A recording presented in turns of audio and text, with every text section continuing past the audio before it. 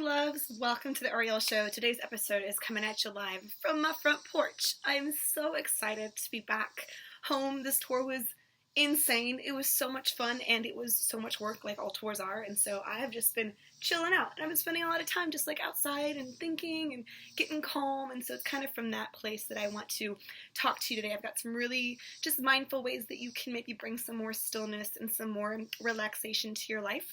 I know that my life is normally pretty crazy. That's crazy as normal. That's just what life is for most of us.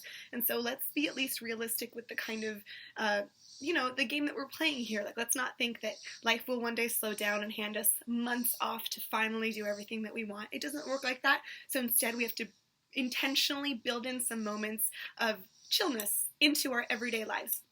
So a great way to do this, super practical. You've heard this one before. It sucks, but it is get away from your phone for a while. When I was on tour these past couple months, I was finding myself, when I would have this moment of just like stillness, I would want to fill that moment immediately by checking social media or seeing who was texting me. Like, I would right away want to kind of interrupt that moment of silence and chillness by filling it with something. And a lot of times it's because we are so addicted to stimulation that any moment of just like chill feels like boredom. And we are scared of boredom. We're scared of that moment of just like silence and calm. And so we interrupt it intentionally by checking our social media. And I was starting to see that that was getting a little bit out of hand for me. And I felt like it was a little bit more, addictive than I wanted it to be. And so these past couple days, I've made it a point to put my phone in the other room. Like, I'm not doing so good. I still bring it out more than I want to, but I haven't been on Twitter for like 4 days and it hasn't been super difficult. It's been kind of nice. It makes me feel like I have a life apart from the one that I post. You know what I'm saying? That's kind of refreshing and just makes me feel like I'm in charge of my own actions, like the when I'm not just mindlessly filling a moment with the phone. Same thing with time. These last couple days I've had the luxury of kind of ignoring time because I haven't had anything on my schedule where I have to like be somewhere, which is so different from my normal everyday, crazy life, and probably not realistic for a lot of you. But I would want to invite you into thinking about maybe like one evening. Try it sometime, like after you get home from work, let's say from 5 o'clock till when you go to bed, you just try not to check the time and see if you can be led by like your body's rhythms, like when you want to eat, when you want to fall asleep, when you're feeling creative. Because sometimes, I know for me, I kind of dictate my life based on the day of the week, based on the time, and I kind of know how I'm supposed to feel. It's morning, I'm supposed to be hungry, I'm supposed to want caffeine. It's nighttime, I'm supposed to calm down my mind, but I'm still feeling creative, or whatever it is. And so it's been really nice for me to detach from that and just kind of see like where I naturally go. And I've been learning a lot about myself. So you might want to try that. That might be something that could be interesting and useful for you as well. Speaking of time, I have been really trying to do one thing at a time. We have really grown into a group of people in this world that know how to multitask. I'm good at it, you're good at it, and I don't like to do one thing at a time. If I am watching a movie, I also like to be on my phone and also eating and also knitting and also having a conversation. Like, I want to get a bunch done.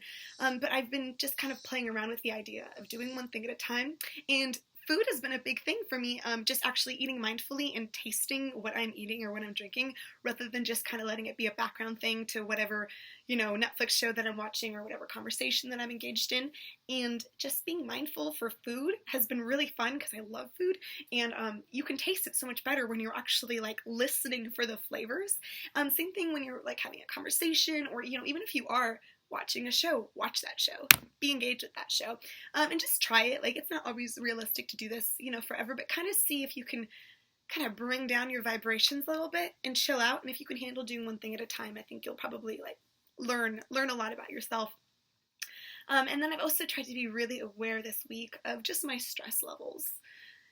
For most of us, like I said, crazy is our normal, and so we don't even know that we're stressed because that's what we are all the time.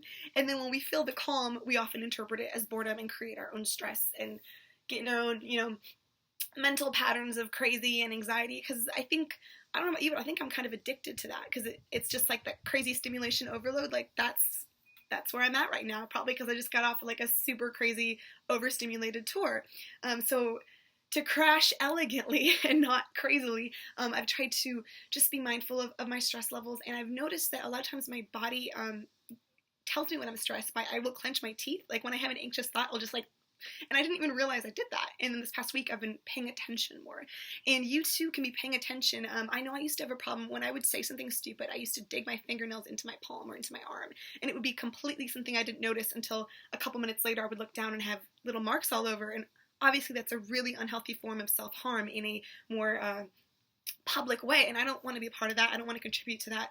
I want to love myself. I want to take good care of myself. I want to treat my skin and my thoughts gently, and so I'm working on being more mindful when I am putting that tension into my body, because my body doesn't deserve it, you know what I'm saying?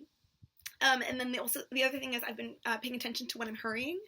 I hurry a lot because I'm late a lot, and I don't want to be. I would really much rather be the kind of person that gets to things on time and that isn't like rushing all the time and grabbing a bite to eat while in the car and stressed, and traffic stresses me out, and I'm just like, these are normal parts of being alive. I have several more years of driving in traffic and several more years of having a full schedule. What are some practices that I can bring to chill me out and like actually act like a rational, calm human being and not like an overworked, over-caffeinated, spastic human being? I'll still talk fast. That will be with me forever, but at least maybe I can chill out in my head so my head thoughts aren't talking as fast. So those are just some fun ideas I've been kind of bouncing around my brain, and I hope that they're helpful for you.